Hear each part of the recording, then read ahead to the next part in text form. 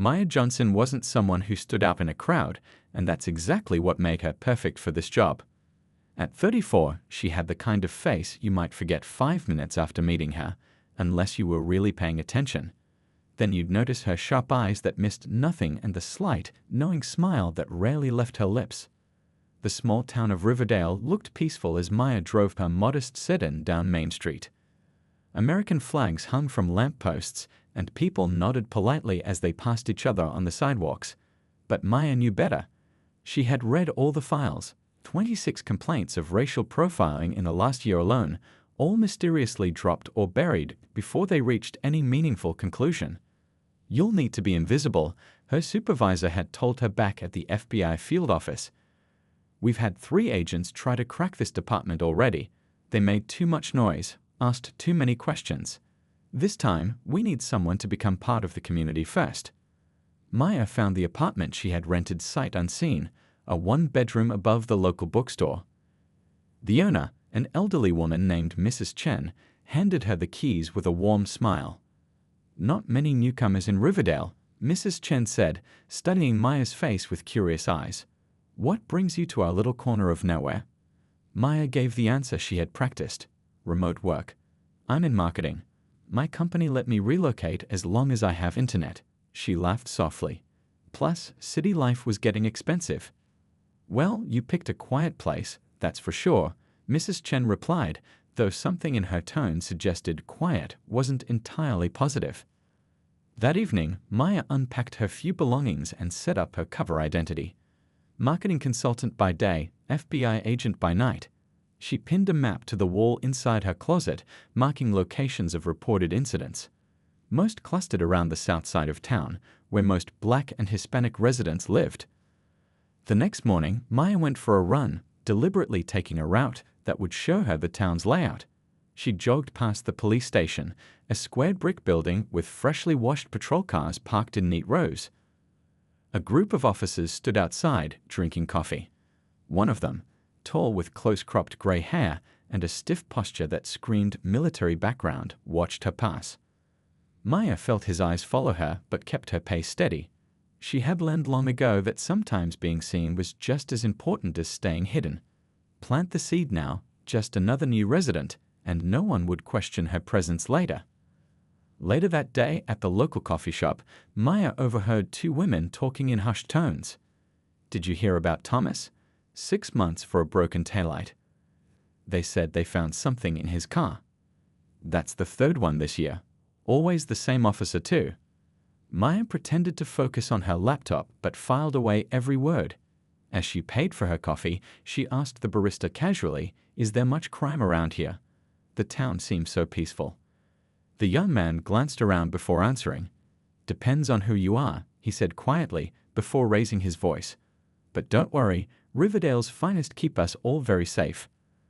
That night, Maya sent her first encrypted message back to headquarters, cover established.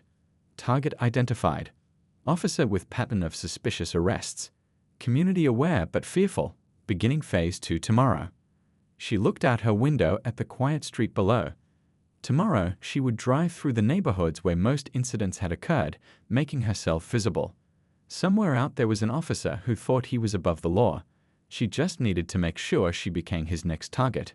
Maya checked her hidden camera equipment and the special microphones disguised as everyday items. All working perfectly, she was ready. Ready to be the bait that would finally expose the truth about what was happening in Riverdale. For 3 weeks, Maya settled into life in Riverdale. She became a regular at the coffee shop, joined a local walking group, and even attended a town council meeting. All the while, her trained eyes were watching, documenting patterns. The name Officer Daniels kept coming up in whispered conversations that would stop when others approached. One Tuesday afternoon, Maya deliberately drove her car through Oak Hill, the wealthiest neighborhood in town. Her research showed that Black visitors to this area were disproportionately stopped by police. She drove slowly, taking photos of houses with her phone like any interested newcomer might do. On her second pass through the neighborhood, she noticed the patrol car. It pulled out from a side street and began following her, keeping a steady distance. Maya checked her mirrors calmly. The officer inside was the same gray-haired man she'd seen outside the station her first day. Right on schedule, she murmured to herself, making sure the button camera on her blouse was active. She continued driving exactly at the speed limit, using her turn signals properly, giving him no legitimate reason to stop her. But he did anyway. The lights flashed behind her, and Maya pulled over smoothly, positioning her car so the hidden dashboard camera could capture everything. Officer Richard Daniels approached slowly, one hand resting on his holster. Maya noticed he hadn't called in the stop to dispatch. Unusual protocol and the first red flag. "License and registration," he said flatly, not explaining why he pulled her over. "May I ask why I'm being stopped, officer?" Maya asked politely, reaching for her documents. Daniel's face hardened slightly. Suspicious behavior. New face driving repeatedly through a residential area. Maya handed over her perfectly crafted fake ID and registration, maintaining an appropriately concerned but not confrontational demeanor. "Marketing consultant," Daniels said, studying her license with obvious skepticism. "What brings you to Riverdale?" "Remote work opportunity." "I needed a change from the city," Maya replied, the same story she'd been telling everyone. "And what business do you have in Oak Hill?" His tone made it clear. He didn't think she belonged there. "I'm looking to buy once I'm sure about staying. Just checking out different neighborhoods," Maya said, watching his reaction closely. Daniels handed back her documents. "Step out of the car, please." "May I ask why?" Maya felt her heart beat faster, not from fear, but from anticipation. This was the moment she'd been waiting for. "I need to check your vehicle. Got a report about someone matching your description, transporting illegal substances through this neighborhood." A complete lie, but Maya complied, stepping out slowly. "I don't consent to any searches, officer." Daniel's mouth twitched with irritation. "I have probable cause. Stand over there." He pointed to the front of her car. As Maya moved where directed, she noticed Daniels clicked off his body camera, red flag number 2. What he didn't know was that her own cameras were still recording. While he methodically searched the front seats, Maya observed his movements carefully. When he checked the glove compartment, she saw his hand move to his pocket first. The movement was quick, practiced. Anyone else might have missed it. Well, Daniels said, his voice suddenly louder, theatrical almost. He pulled out a small bag of white powder from her glove compartment. "What do we have here?" "That's not mine," Maya said, letting genuine shock enter her voice. Even though she'd expected something like this, seeing it happen was still disturbing. "They'd all say that," Daniels replied with a cold smile. "Turn around. Hands behind your back." As the handcuffs clicked around her wrists, Maya kept her expression worried but resolute. Inside, a sense of grim satisfaction grew. He'd done exactly what the report suggested, planted evidence during a baseless stop. "You're making a mistake," she said as he put her in the back of his patrol car. "No, ma'am," Daniels replied, looking genuinely pleased with himself. "You're the one who made the mistake, coming to my town where you don't belong." As they drove toward the station, Maya caught his eyes watching her in the rearview mirror. His confidence was absolute. He had no idea that with every passing minute, he was sealing his own fate, or that the woman he'd just framed was gathering the evidence that would eventually destroy him. The holding cell at Riverdale Police Station smelled of bleach and despair. Maya sat on the metal bench, back straight, watching. 3 other women shared the space, all black, all arrested for drug offenses. None of them seemed surprised by their situation, just resigned. "First time?" asked an older woman with kind eyes and gray-streaked hair pulled back in a tight bun. Maya nodded, keeping to her cover. "I don't understand what happened. Those drugs weren't mine." The woman gave a bitter laugh. "Welcome to Riverdale, honey. Let me guess. Officer Daniels?" Maya's eyes widened with genuine surprise. "How did you know?" "It's always Daniels. Men's got a talent for finding drugs in black folks' cars." The woman extended her hand. "I'm Loretta. 3rd time he's found something in my car. Was just driving through the nice part of town to my cleaning job." Before Maya could respond, the cell door clanged open. An officer Maya hadn't seen before stood there with a clipboard. "Johnson, Maya, processing." The fingerprinting and mugshot process was deliberately humiliating. Maya submitted to it all, memorizing names, faces, procedures. Everything was evidence now. "Sign here," the booking officer said, pushing a form toward her. "Says you understand your rights." Maya read carefully before signing. "When do I get a phone call?" The officer shrugged. "Judge won't see you until Monday. Holiday weekend." 3 days. Perfect.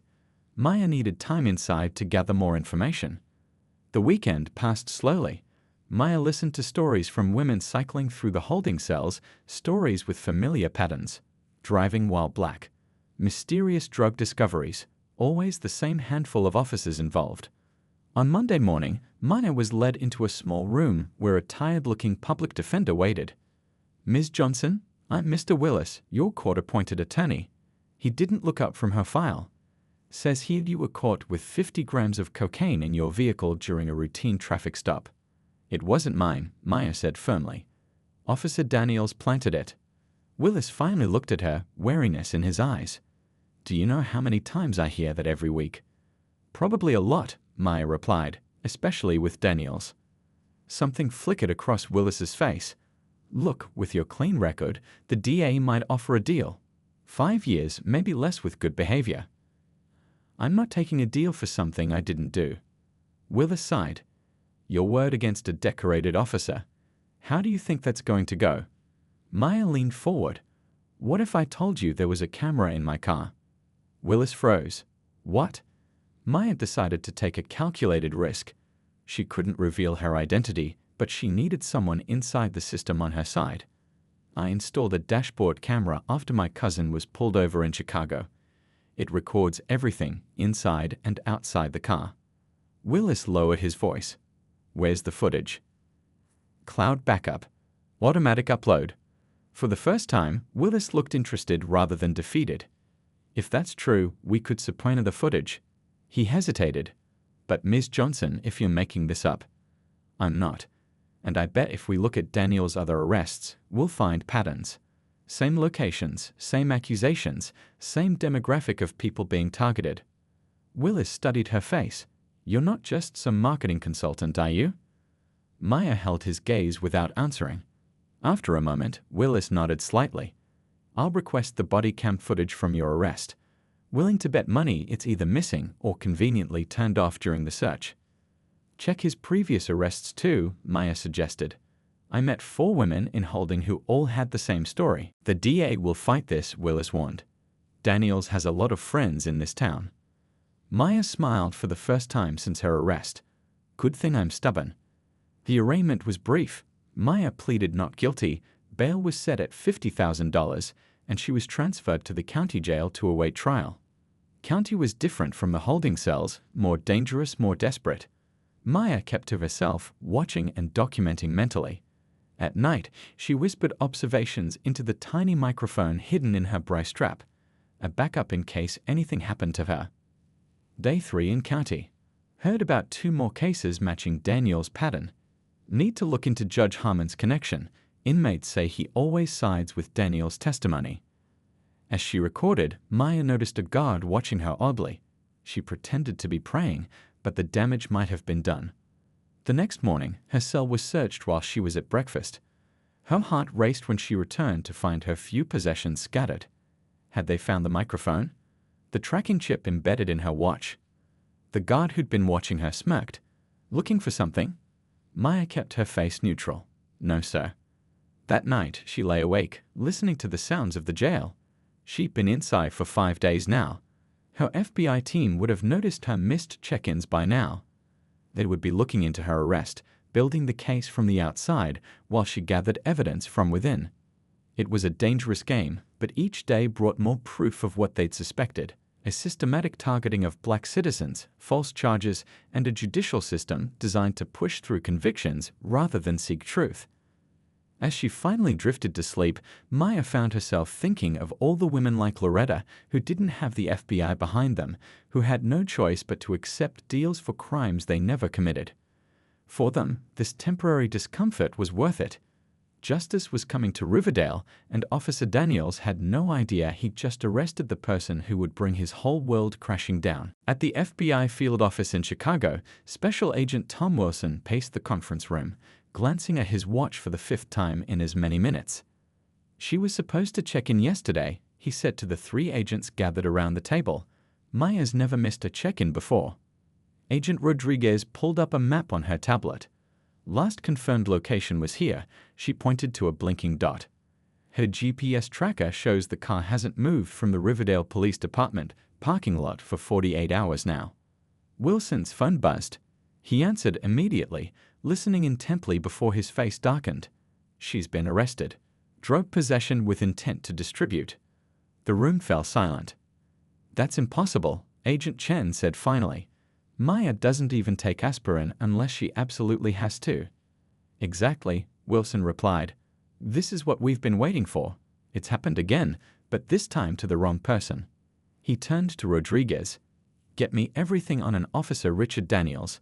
Every complaint, every traffic stop, every arrest he's made in the last 5 years." "On it," she replied, fingers already flying across her keyboard. "What about Maya?" Chen asked. "Do we go in and get her?" Wilson considered this. "No, she hasn't used her emergency signal. She's maintaining cover, which means she wants to see this through from the inside." He grabbed his jacket. "But we're going to build a case that will blow this whole department wide open." The next morning, an unmarked van parked across from a convenience store near where Maya had been pulled over. Inside, Agents Chen and Rodriguez set up surveillance equipment. According to the police report, Daniels claims he stopped her right here after observing erratic driving, Rodriguez said, reviewing documents. Chen adjusted a camera. "Let's see if there's any traffic cameras or security footage that might tell a different story." By afternoon, they had identified 3 businesses with exterior cameras that might have captured the stop. The convenience store owner, Mrs. Patel, was hesitant at first. "I don't want any trouble with the police," she said quietly. "They come in here all the time." Chen showed her federal credentials. "This isn't just about one officer or one arrest. We believe there's a pattern of civil rights violations happening here." Mrs. Patel's expression changed. "My nephew was stopped 3 times in 1 month after he moved here to help with the store. They kept saying his car matched a description." She led them to her back office. "The cameras store footage for 30 days. Take what you need." The footage was clear enough. It showed Maya driving normally, the police car following her without cause, and most importantly, a distant but unmistakable view of Daniels reaching into his pocket before finding something in her glove compartment. "We've got him," Rodriguez whispered. Meanwhile, Wilson had set up in a hotel room converted into a temporary command center. On the walls were photos of 23 people, all black or brown, all arrested by Daniels on drug charges during routine traffic stops in white neighborhoods. Agent Park entered with a stack of files. "You're not going to believe this. I pulled every case Daniels was involved in for the past decade. Of the 57 drug arrests he made, 53 were people of color. Conviction rate nearly 100%. Because they couldn't afford good lawyers?" Wilson asked. "Partly. But also because evidence mysteriously disappeared when the few who could afford decent representation requested independent testing. And look at this." Park handed him a document.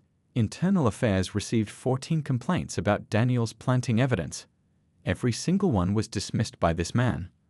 Wilson looked at the photo of Chief Warren. The chief protected him. "It goes deeper," Park continued. "The DA's office rushed these cases through, offering harsh plea deals while threatening maximum sentences if they went to trial. Most people took the deals, even when innocent." Wilson's phone rang. It was Rodriguez. "We'd found 3 witnesses from previous cases willing to talk," she said, "and we recovered footage of the stop. It clearly shows Daniels planting evidence." Wilson looked at the web of connections on the wall. "It's time to bring in the Civil Rights Division. This isn't just one bad officer. The whole system in Riverdale is corrupt." As the team worked tirelessly, Wilson took a moment to look at Maya's photo on his desk. "Hang in there," he murmured. "We're coming." Inside the Riverdale jail, Maya lay on her thin mattress, mentally counting the days. She knew her team would be working to build the case. Every humiliating search, every dismissive comment from the guards, every frightened whisper from other inmates sharing similar stories of Daniels, it would all be worth it when the truth finally came to light. 2 weeks had passed since Maya's arrest. The holding cell had become familiar, The crack in the ceiling that looked like Florida, the constant drip from the sink that kept her awake at night, the hollow-eyed women who cycled through, most picked up on minor offenses that somehow always led to drug discoveries. Maya had kept to herself, watching and listening. But today she approached a young woman who'd arrived yesterday, still crying quietly in the corner. "First time?" Maya asked softly, sitting beside her. The woman nodded, wiping her eyes. "I was just driving home from work. Officer said my taillight was out, but it wasn't. Next thing I know, he's finding pills in my car." She looked at Maya. "I'm a nurse. I could lose my license over this." Maya nodded. "Officer Daniels." The woman's eyes widened. "How did you know?" "Let's just say you're not the first." Maya leaned closer. "When you go before the judge, plead not guilty, no matter what deal they offer." "But my public defender said..." "Trust me," Maya interrupted. "Things are going to change around here soon." At the federal building in Chicago, U.S. Attorney Grace Reynolds studied the evidence spread across the conference table. "This is compelling," she said to Wilson and his team. "But Riverdale PD will claim these are isolated incidents, not a pattern." Wilson slid another folder toward her. "We've documented 47 cases following the exact same playbook over 7 years. All involving Officer Daniels, all targeting people of color, all in affluent neighborhoods." Reynolds opened the folder. "And your agent deliberately positioned herself to become a target. Maya Johnson is one of our best. Once we noticed the pattern, she volunteered to go undercover. Her cameras captured everything. Daniels turning off his body cam, the plant, all of it." Reynolds nodded slowly. "What about the department? Any evidence they knew?" Agent Park stepped forward. "We've got internal emails between Chief Warren and the DA's office showing they fast-tracked Daniels' arrests and buried complaints. They knew exactly what was happening." "And there's more," Rodriguez added. "We found evidence that seized drugs were being logged into evidence at consistently lower amounts than reported in arrests." Reynolds raised an eyebrow. "They were skimming." "Exactly," Wilson confirmed. "This isn't just about racism, it's about money." Reynolds stood up, decision made. "I'm bringing this to the grand jury tomorrow. We'll need to coordinate with the judge in Riverdale to make sure Agent Johnson's case isn't disposed of before we're ready to move." Back in Riverdale, Maya sat across from her public defender, a tired-looking man named Mr. Brown who couldn't quite meet her eyes. "Look, they're offering a deal. 3 years instead of 10 if you plead guilty." He shuffled papers without really looking at them. "With your record being clean, you might serve less than a year." Maya studied him. "How many of Daniel's cases have you handled, Mr. Brown?" He looked up, startled. "What?" "I'm curious how many people you've advised to take deals when the evidence was planted." Brown's face flushed. "That's a serious accusation." "Yes, it is." Maya leaned forward. "I'm pleading not guilty, and I want a jury trial." "That's a mistake. The DA never loses these cases." Maya smiled slightly. "There's a first time for everything." Brown sighed, closing his folder. "It's your life." As he left, Maya felt a flutter of anticipation. The wheels were in motion now. That night, FBI agents moved carefully through Riverdale. Agent Chen placed tiny cameras overlooking the police station parking lot. Rodriguez met secretly with former arrestees, gathering sworn statements. Park installed surveillance on Chief Warren's home and office. In a hotel just outside town, Wilson finalized preparations with the Department of Justice team. U.S. Marshals stood ready, warrant folders in hand. "Tomorrow we file the federal charges," he told the assembled team. "The day after, we move in during Agent Johnson's arraignment." A young DOJ attorney raised his hand. "Sir, shouldn't we extract Agent Johnson first? She's been in there a long time." Wilson shook his head. Maya insisted on seeing this through. She wants to be in that courtroom when Daniels realizes who she really is. He looked around the room. 2 more days, people. Let's make sure everything is perfect." Meanwhile, Officer Daniels sat at a bar, celebrating with fellow officers. The local paper had run a front-page story about his latest drug bust, complete with his photo and quotes about his instincts for spotting criminals. "To Riverdale's finest detective," someone toasted. Daniels grinned, raising his glass. For the moment, he was still a hero, completely unaware that in less than 48 hours, his entire world would come crashing down. The Riverdale County Courthouse stood like a worn-out postcard from another era. Its marble steps, once grand, were now cracked and stained with age. Inside Courtroom 3, the air conditioning struggled against the early summer heat, making the room uncomfortably warm. Maya sat at the defendant's table beside her public defender, Mr. Brown, who was nervously shuffling papers. The courtroom was more crowded than usual for an arraignment. Word had spread about the marketing consultant caught with drugs in Oak Hill, and locals wanted to see the spectacle. District Attorney Phillips entered confidently, nodding to the bailiff. Maya noticed he didn't bring his usual stack of files, just one thin folder. He expected this to be quick and routine. Officer Daniels sat in the front row behind the prosecution table, freshly pressed uniform adorned with polished badges. He caught Maya's eye and gave a small, satisfied smile. She kept her expression blank, though her heart raced with anticipation.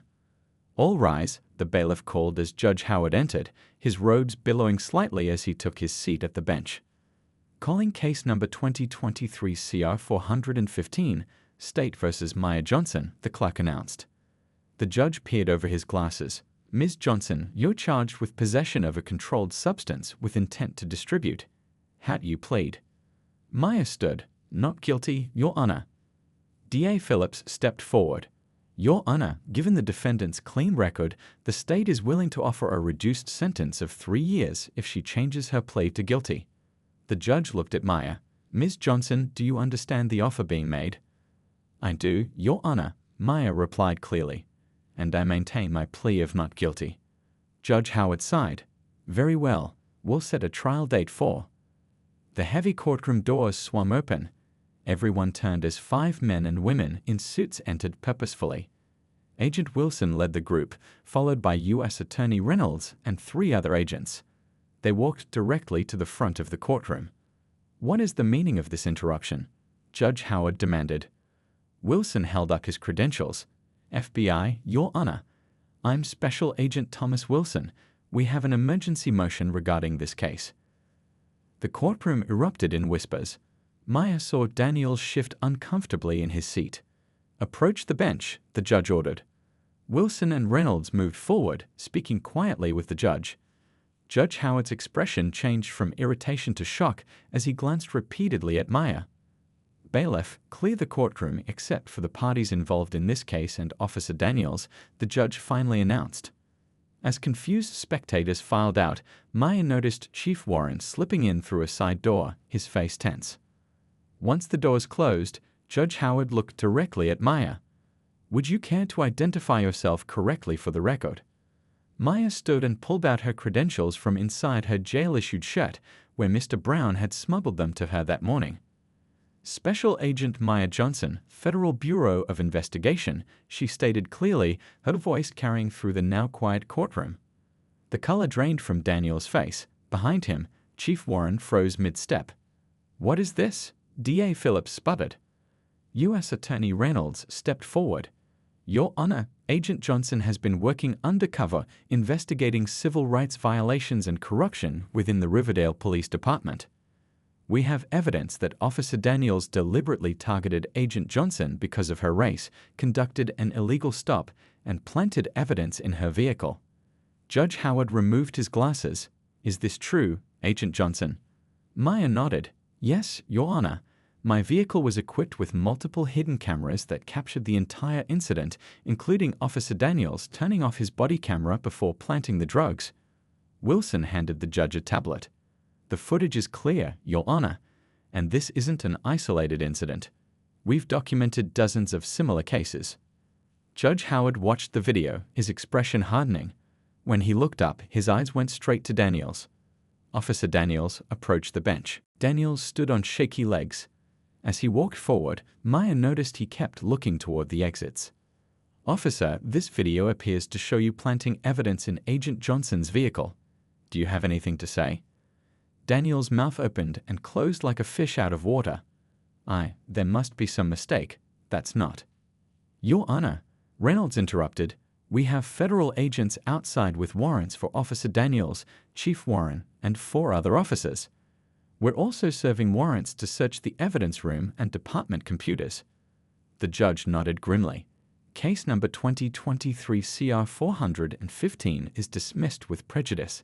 He looked at Maya. Agent Johnson, I apologize for what you've endured. As federal agents entered to take Daniels into custody, Maya finally allowed herself a small smile. The look on Daniels' face, pure shock giving way to the dawning realization that his career and freedom were over, told her everything. He had never imagined the black woman he'd targeted would be the one to bring him down. You set me up, Daniels hissed as agents approached. Maya stood tall. No, Officer Daniels, you set yourself up. I just gave you the opportunity to show who you really are. The federal courthouse in Chicago buzzed with excitement. Reporters lined the hallway, notebooks and cameras ready. This wasn't just another corruption case. It was the story that had captivated the nation for the past 3 months. Inside the packed courtroom, Maya sat in the front row, no longer in jail clothes, but in a crisp navy suit. Beside her was Tom Wilson, her supervisor, and the team that had worked tirelessly to bring down the Riverdale Police Department's corrupt system.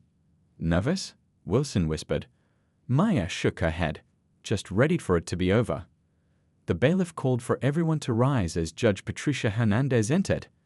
Unlike Judge Howard from Riverdale, Hernandez had a reputation for fairness that crossed political lines. She'd been personally selected to oversee this high-profile case. At the defense table sat Officer Daniels, Chief Warren, District Attorney Phillips, and 2 other officers. Gone were their uniforms and confident smiles, replaced by suits that seemed too big for them now and expressions of men watching their lives crumble. The United States versus Richard Daniels et al., the clerk announced, for sentencing. The guilty verdicts had come down 2 weeks earlier after a trial that lasted just 8 days. The evidence had been overwhelming. Maya's video, testimony from dozens of victims, internal emails showing the department's knowledge of Daniels' actions, and financial records tracing money from evidence room drugs to offshore accounts. Judge Hernandez looked over her glasses at the defendants. Before I announce the sentences, would any of the defendants like to address the court? Daniels stood slowly, his shoulders hunched. He was thinner now, prison already wearing on him. Your Honor, I was just doing my job. These neighborhoods. Mr. Daniels, the judge interrupted, your job was to uphold the law equally for all citizens, not to target people based on their skin color or to plant evidence. Please sit down. No one else stood. Very well. Judge Hernandez picked up a document. Richard Daniels, this court sentences you to 15 years in federal prison for multiple civil rights violations, evidence tampering, perjury, and conspiracy. She continued through each defendant, handing down sentences ranging from 8 to 12 years. When she finished, she removed her glasses and looked out at the courtroom. What happened in Riverdale wasn't just about a few corrupt officers. It was about a system that allowed racism to hide behind a badge. Today's sentences cannot undo the harm done to countless innocent people who lost years of their lives, their jobs, their homes because of these actions. She looked directly at Maya. We owe a debt of gratitude to Agent Johnson, who put herself at considerable risk to expose this injustice. As the defendants were led away, Maya felt a complex mix of emotions, relief, satisfaction, but also a heaviness. So many lives had been harmed before justice finally came. 6 months later, Maya stood in the Riverdale Community Center, surrounded by faces she recognized from jail cells and courtroom benches. Today was about healing. The first group of convictions has been overturned, she announced to the crowded room. 23 people are already home with their families. The review board is working through the rest as quickly as possible. A woman stepped forward, the nurse Maya had comforted in jail. I got my license back last week, she said, tears in her eyes. My hospital rehired me. More stories followed, lost homes being reclaimed, families reunited, lives slowly being rebuilt. The Department of Justice had established a special fund to compensate victims, and while money couldn't replace lost time, it was helping many start over. Outside, the Riverdale Police Department looked different now. A new chief, a black woman with 20 years of experience in community policing, had been appointed. Half the force had been replaced, and every officer now wore body cameras that couldn't be turned off during stops. As the meeting ended, A young man approached Maya. "My dad was one of the first ones Daniels framed, back in 2018. He died in prison last year." His voice cracked. "But at least now everyone knows he was telling the truth all along." Maya squeezed his hand. This was why she'd endured those weeks in jail, not just to catch one racist officer, but to repair a broken system. Later, as she drove out of Riverdale for the last time, Maya passed the "Welcome to Riverdale" sign. Someone had added a handwritten banner beneath it, "Justice for all, finally." She smiled. The work wasn't done. It never really would be. But in this small town, for the first time in decades, the scales of justice were beginning to balance.